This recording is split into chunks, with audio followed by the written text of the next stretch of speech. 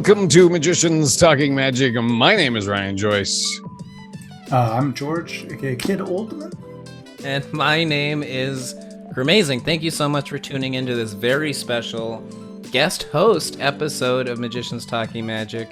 We've got Kid Oldman from the Discord here because he was an attendee at the most recent convention, which we are all going to talk about here. And Joyce, I always muck this up. Is it FISM North America, FISM NACM? That'll work, or FISM NA for North America is, I think, what settled on. They settled on, pardon me, and of course that's the North American Championships of Magic, the qualifiers for FISM on this side of the planet. And then the other unique thing too, so Kid was an attendee, and Joyce was a secret judge this whole time. Joyce, dun, what's dun, going dun. That was a ton of fun to be part of the contest. I have competed in my own youth, so I recall, or not that it's youth that compete, but I competed as a youth, so I can recall the stress and the strain and all the efforts. So it was fun to be able to appreciate it from the other side as well. That's amazing that you got to be a judge. Did you have a new form of stress being a judge this time around? Yeah, definitely. Yeah, but it was, I tell you, it was certainly a lot of fun because just the panel of judges there were so highly acclaimed, and to be part of that was great. And I learned a ton about judging. For example, like I am what would be classified now as a North American qualified judge.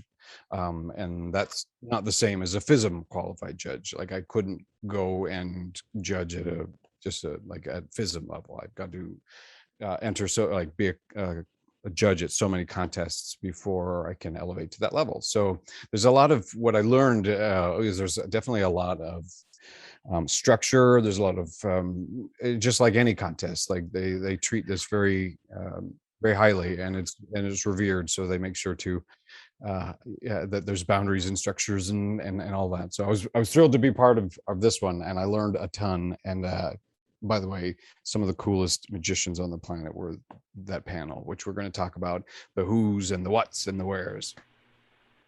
It sounds like it's really similar to almost like refereeing, almost like where you have to get so many hours, or like an electrician or a coach or something like that, where you have to do so many events. By the way, which judge from which country met you out back with a sack of money to make certain decisions? Yeah, this isn't figure skating. Oh, okay. Awesome. Before we dive into the topic, we don't really have too many news and updates because, to be honest, we're so busy. We have too much news to list. But the important things are join the Discord because, we had a Magic Jam today. That's right. We talked about a ton of things, from seances, mark decks, wallets, even all of this that we're going to talk about. We got a little sneak preview of everything like that. Plus, grab some merch. And then also make sure you subscribe to YouTube. But let's not waste too much time there. We should dive right in to the whole thing.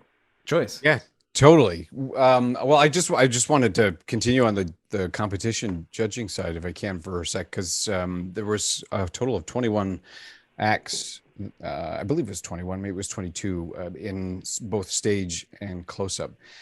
And it was obviously all of these are represented from North America. So it was a real treat to get to see Canadians on that stage as well, and who all competed. And the venues were really remarkable. We'll talk about all of that later, but for the majority of it, the convention divided into the main building, which was right beside the hotel, and that's where the close-up contest took place. And it was a really nice atmosphere. Rene Claude and Pierre had done some really innovative things that we will get into, that made the contest super smooth and super effortless. I'll tip that for you now. They had a revolving stage so that an act could be set up in the back and the act on stage wouldn't be impacted, and the whole stage would just revolve. So instead of having these long tedious intervals between acts, it was just a seamless show. So is that revolving stage kind of a feature of the venue? Nope, that was something that they had specifically made and crafted for this. And Nice. yeah, and it was really neat to see. So they know what's going on when they set these things up.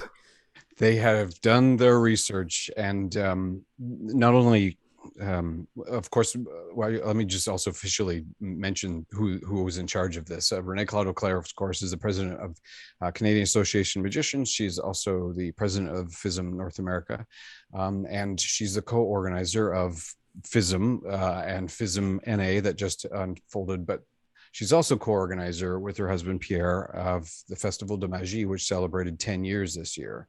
And so not only was the convention unfolding at the same time, but they also had their 10-year festival at the same time. So they really do outstanding work, and what they've done in Quebec City with this their festival alone has really changed the face of magic, and you can see that because of just the intrigue and the acceptance of across the city. It was really remarkable. They've got displays everywhere. It's wonderful. George, was this your first Festival de Magie? It was my first time anything like this. So it was intimate. There was not like I've heard Blackpool with thousands of people. So it was really great first opportunity for me to go and meet some people, meet Ryan and some of the competing magicians and just some online friends and stuff. I had a great time. Yeah. Did your magic fandom start during pandemic, or was it even before that, would you say? Yeah, I've been a fan as a viewer for a long time. The short version is I was really into it as a kid because I'd seen a couple shows, and I also played Dungeons and Dragons where I'd like to play a wizard. Yeah. And I had a scout leader. You can cut this out, but I had a scout leader who we played Dungeons and Dragons with, and I was asking her about magic, and she had said, "Explain to me, like once you go past the curtain, you lose that sense of wonder, right?" And even as a 10-year-old or something, I was like, "Okay, I'm clumsy anyways. I'm not going to try and be a magician. I just want to enjoy it." And it was that way all the way through David Blaine, and watching all that stuff and blowing up through Fool Us. Big fan of watching. But it was getting kind of obsessed with Michael Vincent videos for a couple months. And then I was like, let me check out Card College, someone had recommended. And that's just over a year ago. And I don't use the word obsession lightly, but I've done a deep dive. And so this was like a victory lap for this terrible COVID year that I found this amazing hobby and some awesome people, and just, yeah, so, it was like an exclamation mark. The reason I ask is because I remember going to Magi Fest and already assuming like I'm a big fan of magic, and I went there and I was like, oh boy, Yeah. like this is overwhelming. There's a lot of fans of magic, people that are really really good at this. I don't know anything about magic. Yeah. But it was still a very inviting space too. What's great for me is just focus. I've been focusing on close up and card stuff specifically. Mm-hmm. So like the stage was a revelation. Seeing some of those things. Obviously, I've seen on TV that kind of magic over the years, but to see it in person or meeting people, and they're just doing little passes and stuff that I could do some cool stuff with cards, but all I got is a French drop right now, and I was like, okay, I'm gonna expand my horizons a bit more even now after this. Did you find everyone and like the event as a whole kind of super friendly, easygoing for anyone, whether you were just there to spectate magic, you were a hobbyist or massive enthusiast? Yeah, absolutely. The only road bump there was my own meekness, I guess, but so I'm looking to catch people when they're on their own, and I can kind of zoom in and have a few words with them or whatever. I bet you share a lot of similar feelings to other magicians too. Exactly. Yeah, totally. And I felt very comfortable the whole time. And the organizers, like the people who were just working there, who were taking tickets or making sure you washed your hands and stuff, they were all super sweet and very helpful. So from, like you said, René Claude, all the way down to the lowly employees, it was a really well-run festival, I'd say.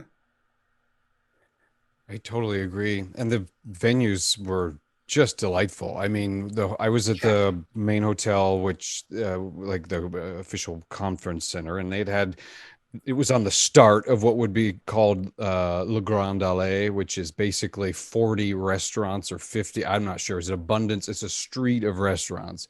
And literally kitty corner, or like 90 degrees to the hotel, was the convention venue, which is this stunning old military complex. and it was just breathtaking. All of this, by the way, just steps away from the 5 kilometer old Quebec divider wall, which was built, I think, before the 1700s. Yeah. And walking through it is like transporting back to Europe. It's just incredible. Like, it's certainly, every turn is a beautiful picture. So the backdrop, aside from the weather, for the Yeah. first 3 days was incredible. Um, We got some I landed there sunlight. and it was sunny. It was beautiful, and Yeah. for the judges' meetings and things. And then when everyone arrived, it was rain all the way through to this Saturday. But can't change anything about that. No. No. But certainly, go ahead. Sorry. Oh, I was going to make a joke about Now You See Me Too, where he controls the rain. But I'll leave that for another time. So Joyce, first of all, I'm still on this judges thing that you were surprise judge this whole time. Which now looking back at the episodes that we've been doing about the FISM and anything, I'm like, oh, I see why you've been asking some of the questions you've been asking and preamping your. It all kind of makes sense now. Who are some of the other people that you got to judge with? Or who were the other judges? I guess. Well, you know what? This was a big treat for me because I got to meet some people I've always adored, and meet some incredible friends that I will now have for the rest of my life because of this convention. I just want to say, well, first of all, Joan Caesar was there, of course, and she has influenced my entire magic life. Like, I am in magic because of her. So just even to be able to be on the panel, I was honored and proud to do that. And so that was a highlight. I have to. So she was one of the judges. She would be considered a FISM recognized judge, for example. Dal Sanders, I can't tell you. Oh my gosh, Dal and Cindy Sanders. I just adored. Dal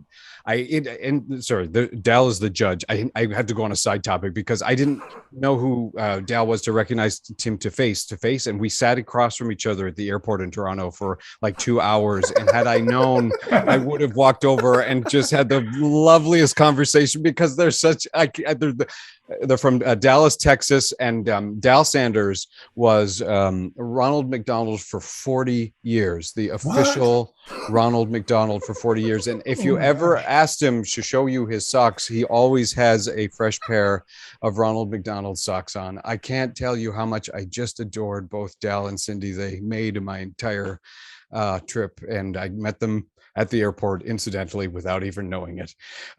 So Dal Sanders is judge number one, one of the judges, and I believe he is a North American qualified judge. And Christina Nyman, was from Luxembourg. Incredible. She's a FISM recognized judge. Her husband is a acclaimed performer, producer, and agent. He's repped a lot of European acts. Really nice guy, filled with tons of stories that I got to nerd out with him a bunch, because he's Canadian as well. And he mentioned Flin Flon, Manitoba, and I instantly fell in love with the guy, because I've never mentioned, never, no one ever knows where Flin Flon is. So we just bonded. It was wonderful. So Christina Nyman is an official FISM recognized judge.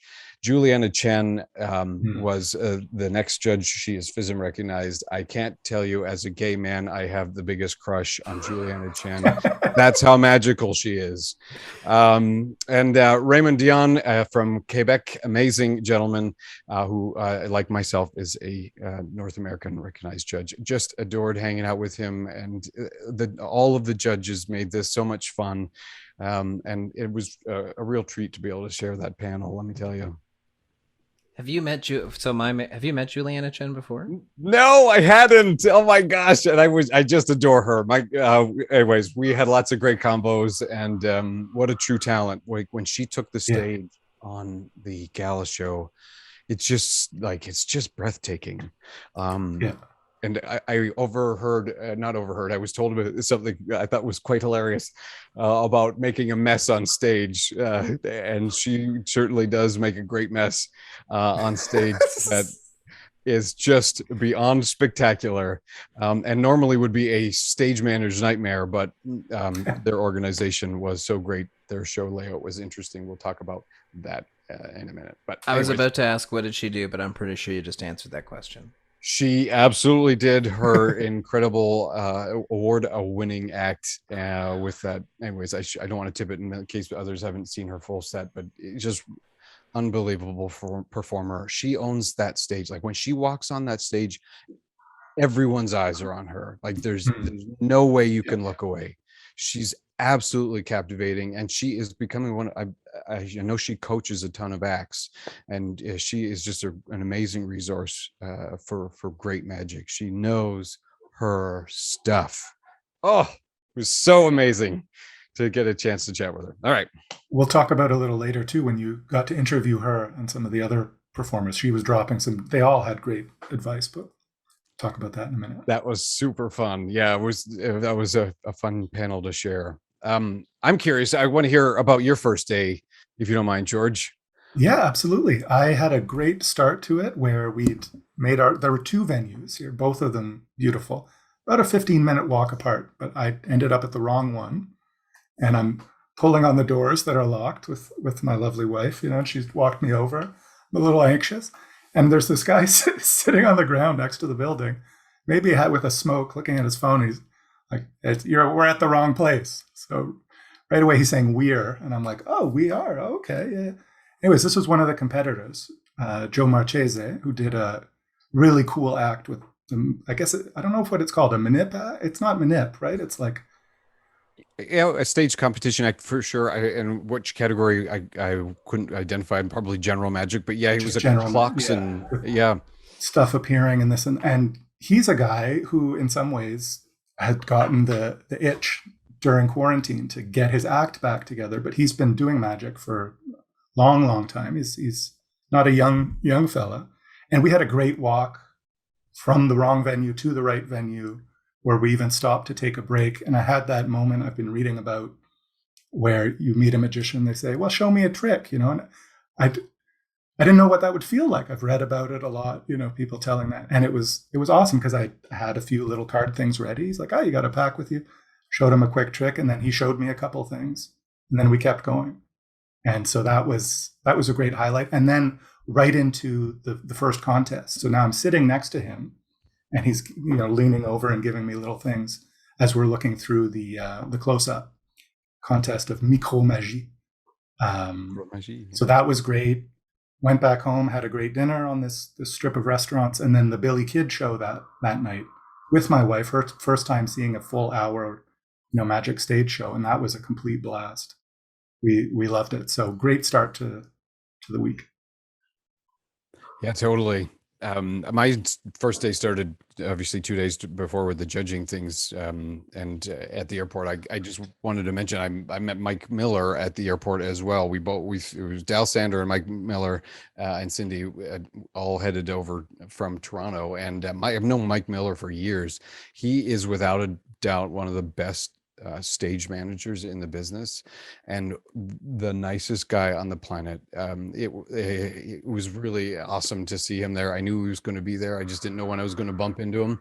And so that was kind of my first day. Was a flight in, real low key, nice, arrival. We all went out, had a really great dinner. I'm trying to trim down a few pounds, COVID pounds. So I was like, on this trip, I'm just going to eat whatever I want. And boy, it was a Quebec food. We introduced them to poutine, and all loved it. So that was first day.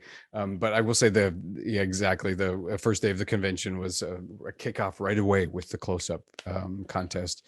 Unfortunately, due to COVID restrictions, they had to cut off some of the events that they had scheduled for the convention because they were obviously have to meet all of the mandates by the government. So, for example, like the welcome was nice and low key. I heard I wasn't there for that because we were in meetings, but they kicked off big time with the contest. So it was a big bang right off the bat. Yeah. And I did manage to sneak out though, and I remember because George and I have never met face to face, and everyone's wearing masks Yeah. as well. So it's like you've only got about an inch to 2 inches to really identify someone. And I believe this was right before the contest. Yeah.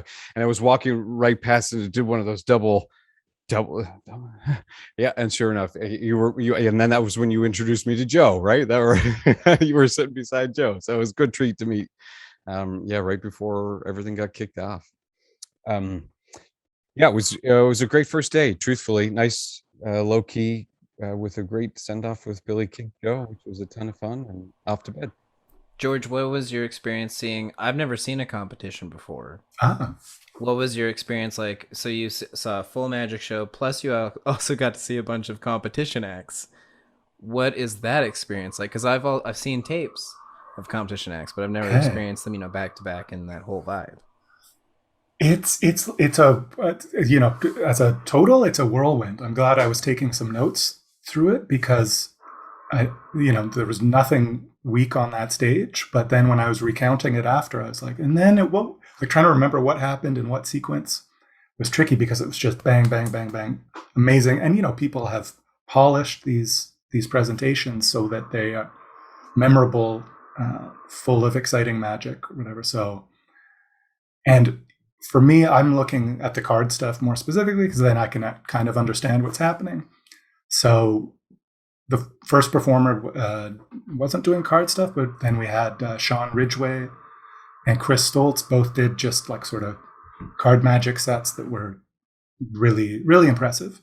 I was like, okay, yeah, this is going to be awesome. And everyone all the way through, we'll talk more about the competitors in close up, but yeah, it's neat. And the rotating stage was awesome. Some people were having fun with it. Like I can remember Shane Cobalt kind of doing a bit of a bit as he's a little disoriented sitting at a table that's being spun around, which was neat. And I guess it saved a lot of time too. So that was dope.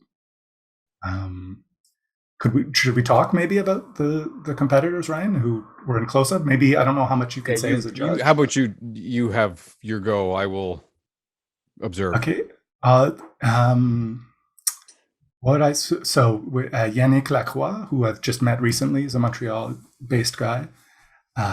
Ended up with a tremendous performance of all kinds of close-up stuff. With you're kind of seeing what's coming, and then the way it ends was just like really, really amazing. And then seeing someone like Eric Tate was a big treat for me because I've seen a lot of him on Penguin, and he talks about really difficult card stuff. That's what he's into.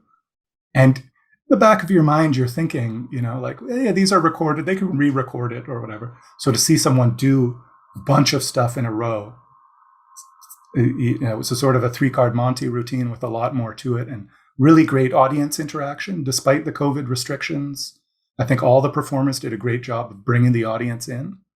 As much as they could, and I know maybe some things changed between day 1 and day 2 with intervention of the COVID advisors. I don't know, but yeah, he was awesome. To see Shoot Ogawa, that was amazing. I think what Shane Cobalt did was incredible. Like I have no idea how he pulled it off, and I know maybe he wasn't the happiest with a couple of things. He seemed upset almost, but like that to me was top. Simon Coronel, if I'm not sure if I'm pronouncing his name correctly, I apologize. But it seemed like less stuff, but everything was polished like a diamond. And he's doing little changes and a thing at the end with an impossible object, I'd say that was you got to see that. You got to handle the thing yourself. We won't talk about it more than that, I think, but mind-blowing. And, I don't want to skip over anyone's names, but yeah, that's Ken the tough part of Shinamagi this, isn't it? There's so many names to mention. Yeah. So if we leave someone out, our sincerest apologies. Yeah, exactly. So yeah, it's just, it's that idea of kind of being pulverized by stuff and just trying to, okay, let me get back up in between acts and focus and see.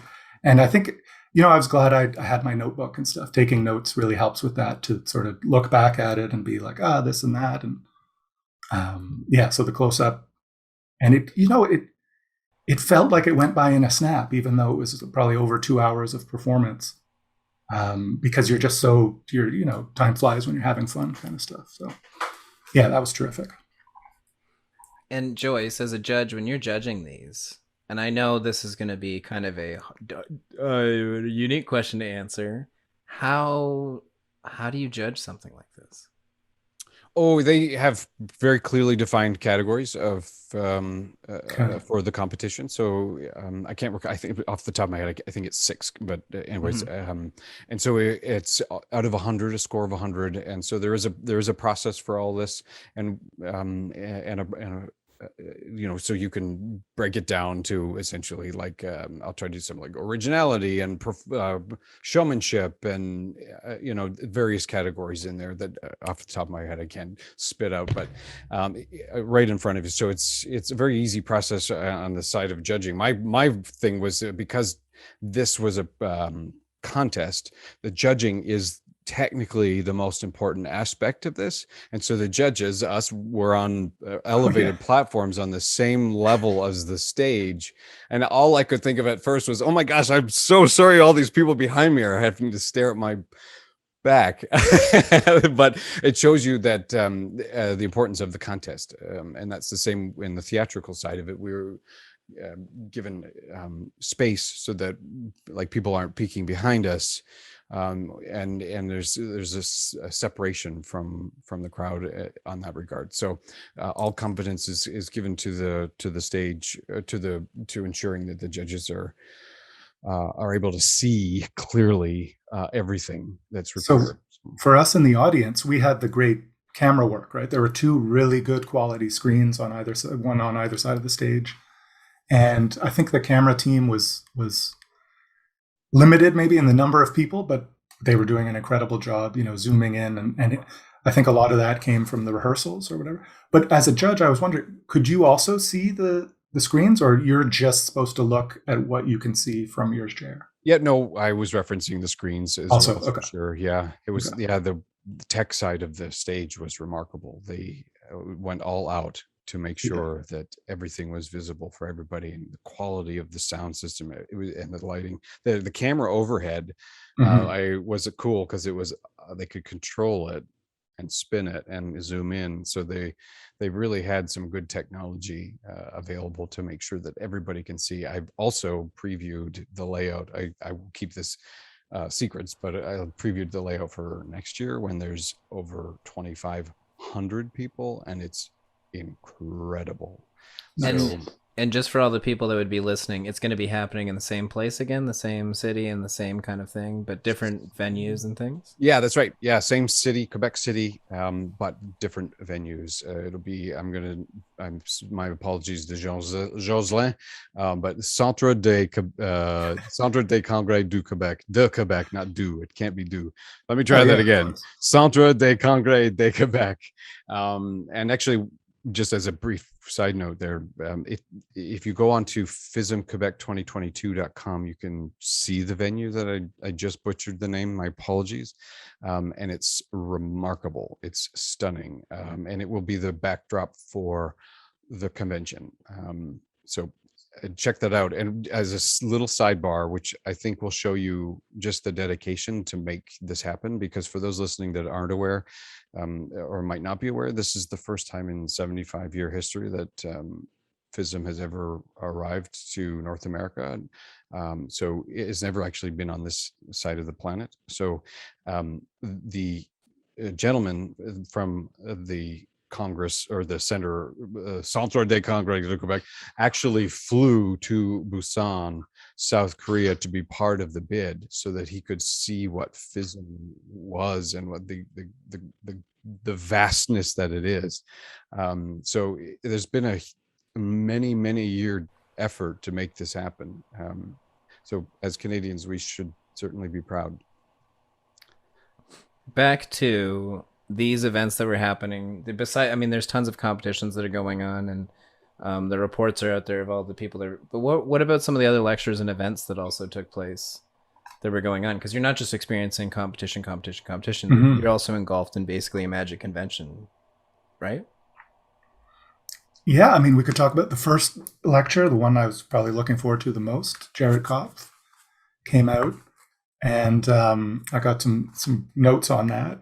First of all, we got to hear the famous Di Vernon impression, which Yes. is so good. I won't even try, but I'm working on a Gary Willett impression, so I can interview him someday. But that was so great, and he's just a natural. I wonder.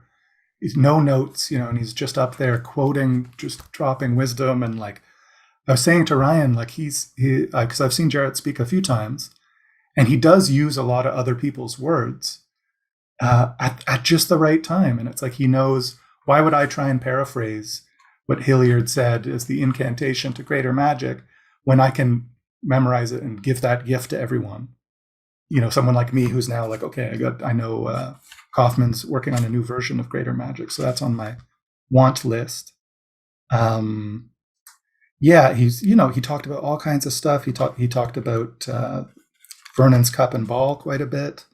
There's a great bit about how with the 3 cups, you can have 3 different types of revelations for different people in the audience. So this I think is worth sharing. So example, the first cup, you show it for the person who has no idea what's happening. They're kind of ignorant to what's going on, and they just get hit over the head with it.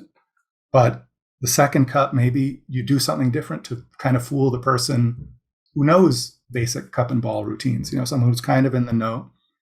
And then the third one you're doing for the really smart observer, and maybe set up an intention that they expect something's going to happen, and then put it on its ear and put that twist on them. That was great. What else? He had a lot of talk about Vernon, which I loved. He was talking about the triumph bit, and he said, he was talking about this jerk who comes in and flips the cards over. And I got a quote from him where he said, "Vernon should have turned that prick into a frog instead of trying to fix the cards." That made me crack up. Lots of stuff, So how anticipation is more important than surprise. He talked about that for a while. Really, really strong stuff. Yeah, and just very, very natural. You could see some people had their lectures ready to go, and they were on edge, and maybe had a lot of coffee and trying to zoom through them. And it really felt like, even though there weren't a lot of questions, which I noticed as a thing, it's difficult to ask a question sometimes in these contexts. It felt very much like a conversation. So that was a blast. And that, that's your first lecture. So here we go. Absolutely. He's a wizard. And for those listening who haven't by chance, go back and listen 2 episodes back. Jared Kopp's episode. It is an hour of just pure magic wisdom. So I've listened to it 4 times. Oh, nice. Amazing. Amazing. Yeah, it's really good. And what's up with this unofficial Magicians Talking Magic Talk thing? Yeah, we got a chance to have an amazing panel of magicians: Billy Kidd, Carissa Hendricks, Marion Outerbridge, and Juliana Chen, all on stage talking magic for 45 minutes, just Q&A, and picking their brain about stuff and things. We covered all sorts of topics from like now, what's happening, or what people think is to come, what they've done, where they think they're going. It was a wonderful chat to hear each and every one of their perspectives. I had met, obviously, spent a couple days with Juliana Chen previous to then, but I got the chance to meet Billy Kidd for the first time. I had never gotten a chance to meet her. It was lovely to chat and connect with her. And Carissa joined us a little bit into the event because she was actually on stage prepping for her show. So she made it in, and it just drove home some great wisdom for everybody. I thoroughly enjoyed having the conversation with each of them. Yeah, it was super fun. I got to say, Ryan, you did a great job moderating it, sort of just getting in there and mostly hands off. And it, there were no women in magic questions. It was just magician questions. And that, that was really cool to see. I got a great one from Juliana Chen, which I noticed then in seeing performances later, no one knows you've made a mistake, right? When you're on stage, you've, oh God, it's the wrong card, or, forced the wrong thing or whatever. But no one knows, and how to keep that in mind, to stay cool, figure out your outs or whatever. Billy Kidd talking about improv and how she gets a lot of her scripting from just playing around, which really spoke to me. And Carissa was awesome too. She, in her own lecture, we'll talk about that in a moment, so I'll get to that after. But it was great. Yeah. Yeah, there was another event that was not necessarily on the schedule for attendees I could attend, but it was broadcast out to the world. And that was a Q&A, a Zoom event for next year, basically answering everybody's questions about what to expect. We had the panel of that gentleman I just talked about, José, and another gentleman called, his name is Pierre, and he is the gentleman that organized and set up his company did the registration system, which, as someone who registered on day one, seamless. It's super simple. And so he and Renee Claude Auclair were there. The three of them, pardon me, were there to answer questions from all over the world. And we had everywhere: Ukraine, Korea, we had Germany, we had obviously US and Canada and Europe and England. It was a fun chit chat with the height. I think there was about 45 or so from all over the world just sending in their questions. It was great. And of course, I can't miss Ted and Marion Outerbridge, who I just adore. I had not worked with them. I've never crossed paths with them, with the exception of one quick, brief little moment. We've obviously crisscrossed the country, passing each other in the car essentially for 12 years, and never got a chance to have a good conversation. And I just adore those two. It was really great to meet them. They had both performances and a lecture as well. Their lecture was a look at the life on the road, and Ted had some great pieces of magic that are really portable and useful and innovative. And of course, we had Sean Farquhar. Can't forget how incredible Sean's wisdom. I mean, it was just an hour of just bang, bang, bang, bang, bang, bang, bang. That he's a wizard. It's just incredible what this guy knows. Without a doubt, one of the most clever magicians of our time. And I'm sorry, I'm stepping on you here, so you can interject anytime. I just have to say, the Andre Panishka, I just adore Andre Panishka. He was just brilliant, of course, and one of the nicest guys. It was a fantastic lecture, and to hang out with him was a real treat. I got to interview him for what was supposed to be the last FISM when it was canceled, obviously, to COVID. And so that was the first time I got a chance to meet him. And so here it was nice to see face to face. And I'll just button one last little thing in there, as well as one of the highlights of the events. There was a few moments on stage with Joan Caesar and Del Sanders paying tribute to Brad Jacobs, who was instrumental in getting FISM here, and he unfortunately passed. So that was a nice tribute from both Joan. Yeah, it was really nice, really touching. So lots of events. You did skip over one there on the list. One of the nicest guys in Magic, Spidey. You missed Spidey. That was great. Yeah, 9 a.m. and he's just going full speed, hit the ground running. Go ahead, Ryan. Oh no, I love Spidey. Oh my gosh, that was his lecture was incredible, but he's just one of the coolest guys to be around. He makes everybody around him feel great. Spidey is incredible. I loved his lecture. I loved his performance, and I loved to be able to spend a little bit of time with him. Spidey, you got to come up our way sometime, or down our way, and we'll get you here for some performances. I promise. Well, he does travel through town sometimes, because he does he'll do college university tours or wherever you catch him. And I've had the opportunity to sit down and have meals with him. And he's the nicest person on the planet. If you message him and you find he's doing a show somewhere, he'll probably hook you up with a ticket, because he wants to hang out with magicians, no matter who you are. Truly one of the nicest people. Yeah, so true. I got to chat with him briefly over by the dealers area. And yeah, the exact same guy you see on YouTube was there chatting with me, a fellow Montrealer. So we connected on that level. Yeah. And his presentation was great. Some peak technology he shared that was super cool. And then just, he actually didn't talk too much about it, but it got me thinking about hypnosis, looking more into that side of things. And just little fun stuff you could do with a thumb tip. I was able to do that night over dinner. So yeah, I loved his presentation. Carissa was after him the same day. she came out with her travel case, and with music playing, goes from, the case she would carry on the flight to the stage show is set up. The table is inside it. The box is inside it.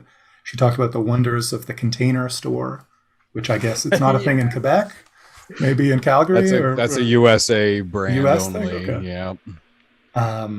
And then went on to do sort of this Pursuit of Impossible Things lecture that I've seen versions of in the past, but there's always new stuff in there, and the stuff that's still there is worth hearing a second time.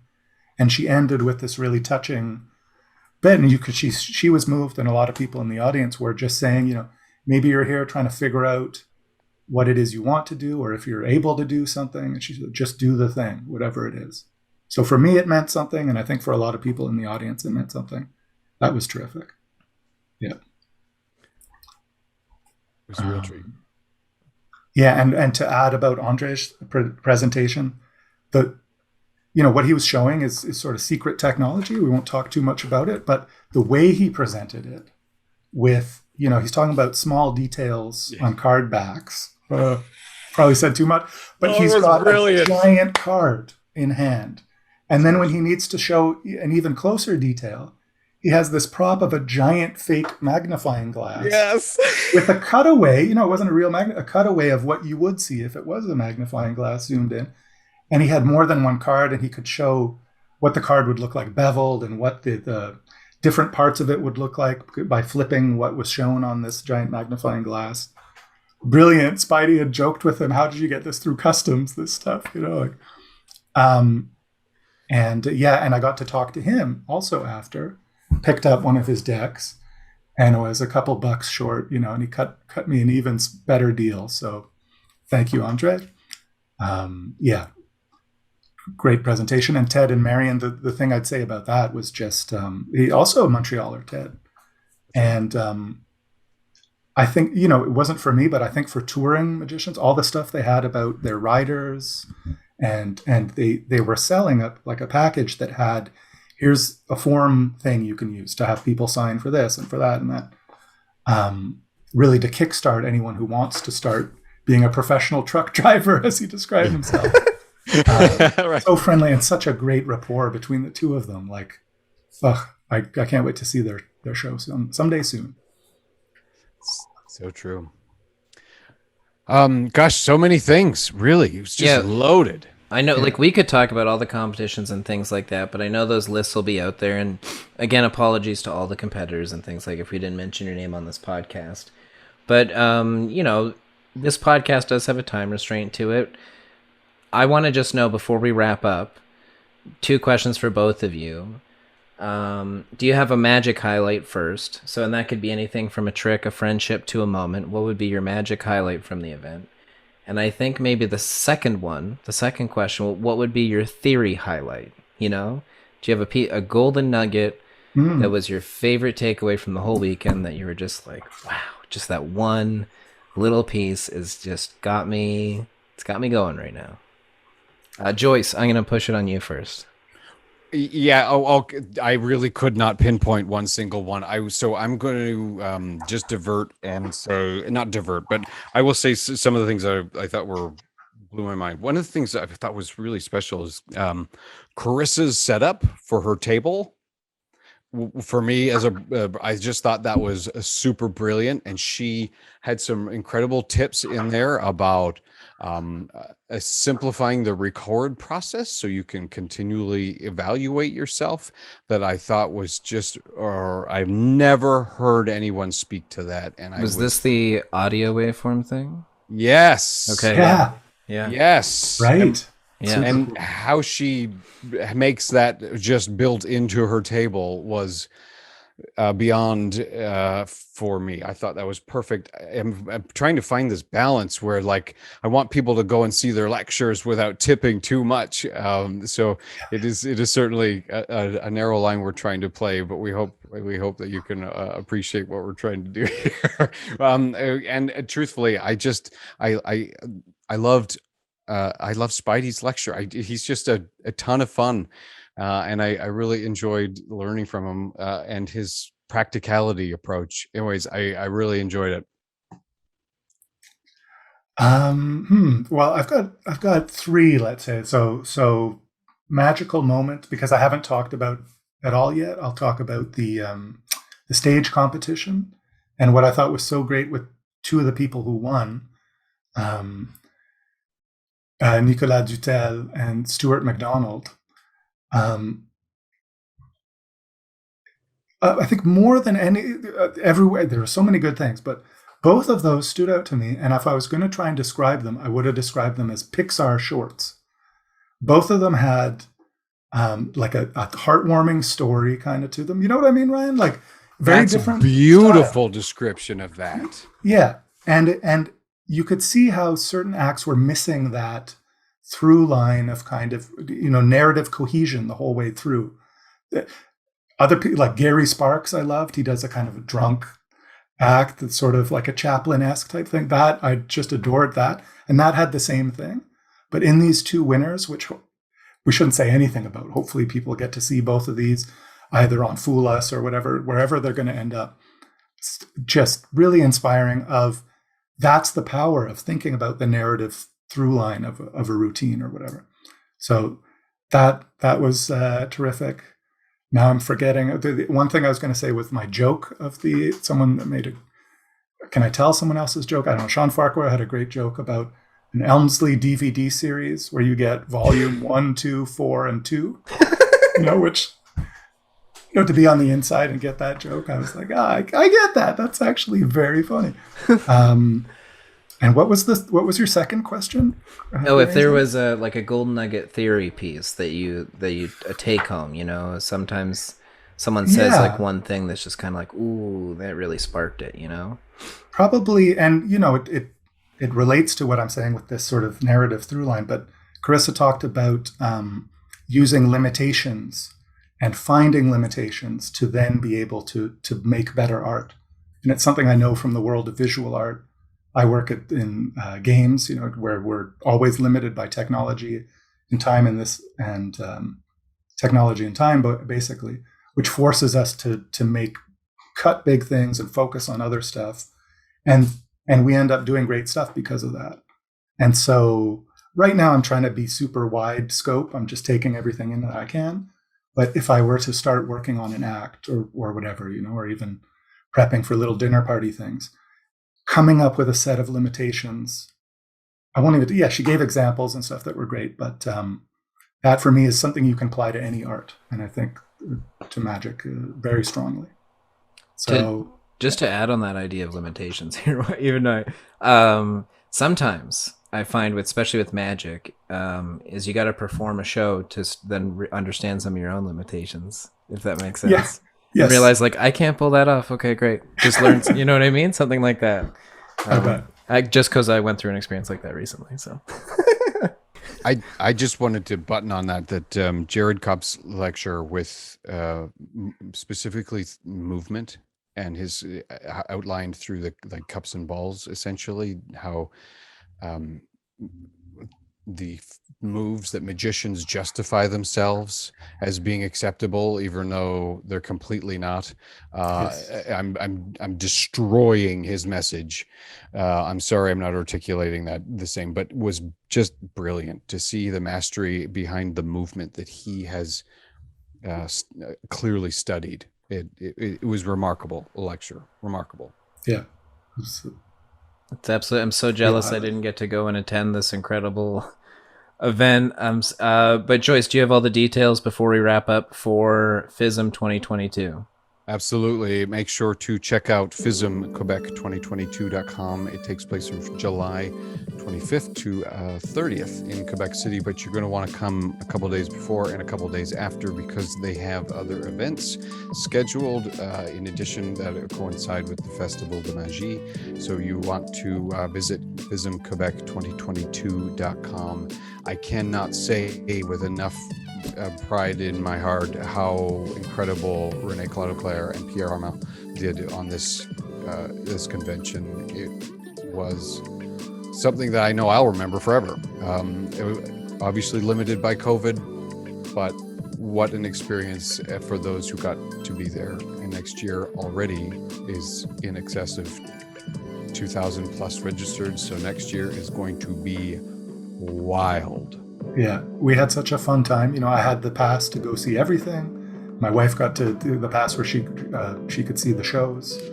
And I think it was after the first night we were looking to book for next year already sold, and the hotels all sold. That was one thing I missed out on, I guess, was the hotel jamming, because we were in an Airbnb and the hotels sold out. But by next year, you know, fingers crossed, we'll all be able to get a little closer, you know, and pass cards around and everything. We're really looking forward to it.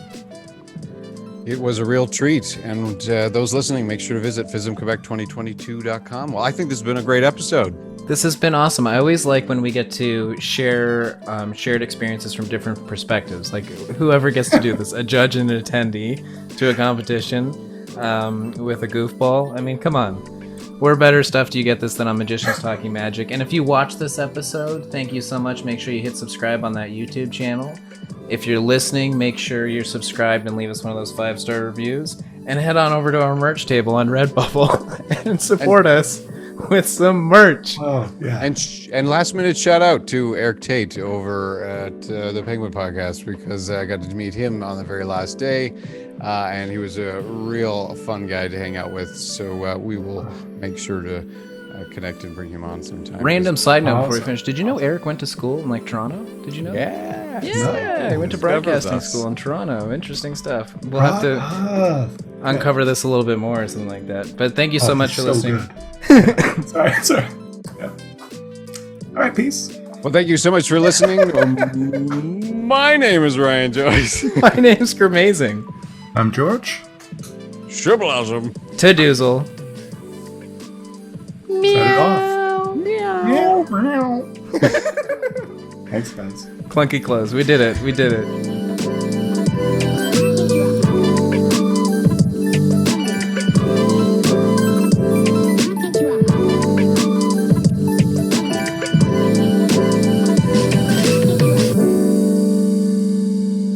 Reshoot the close, or is that okay?